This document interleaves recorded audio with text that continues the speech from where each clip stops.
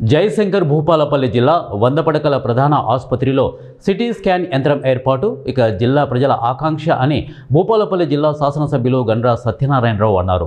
జిల్లా ప్రధాన ఆసుపత్రిలో 3.40 కోట్ల వ్యయంతో ఏర్పాటు చేసిన అధునాతన సిటీ స్కాన్ యంత్రాన్ని జిల్లా కలెక్టర్ రాహుల్ శర్మతో కలిసి ఆయన ప్రారంభించారు.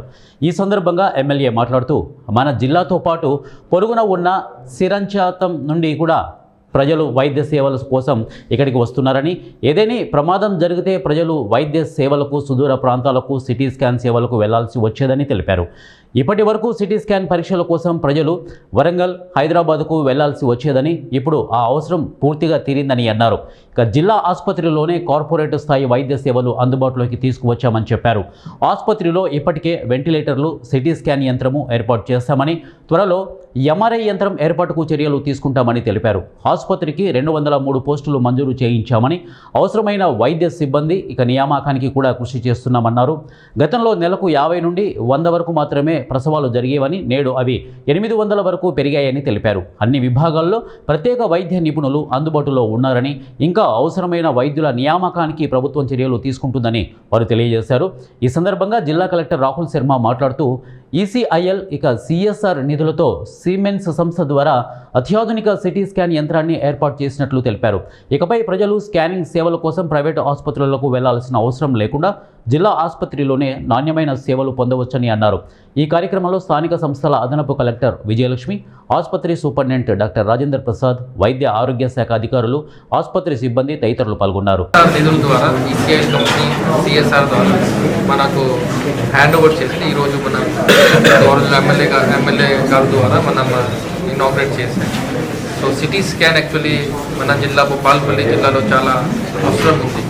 సో అది ఇక్కడ మన హాస్పిటల్లో ఇది ఇప్పుడే వచ్చింది. సో ఇది పబ్లిక్ ఆల్ సిటిజన్స్కి కూడా చాలా ఇంపార్టెంట్. అండ్ మనం మోస్ట్లీ ప్రైవేట్లో వెళ్తున్నారు ఆర్ వరంగల్లో వెళ్తున్నారు.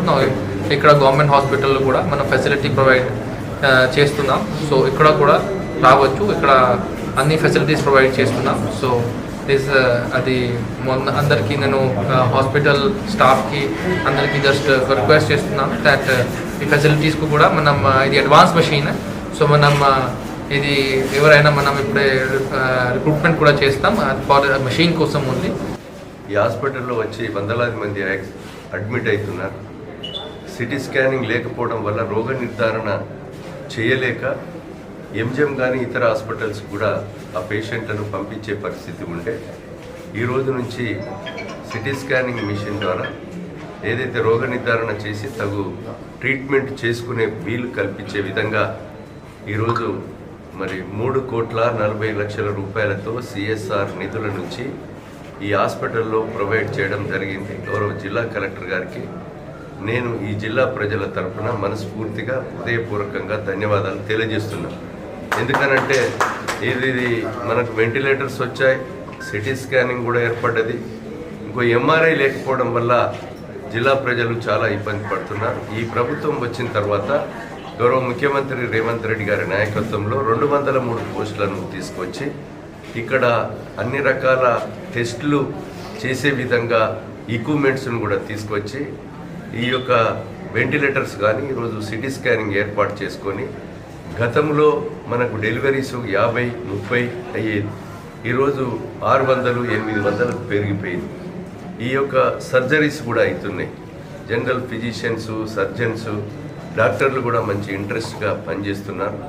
వీళ్ళు ఈ హాస్పిటల్ రవాణా పెరగడం వల్ల ఇంకా ఎంఆర్ఐ మిషన్ కూడా అవసరం ఉంది.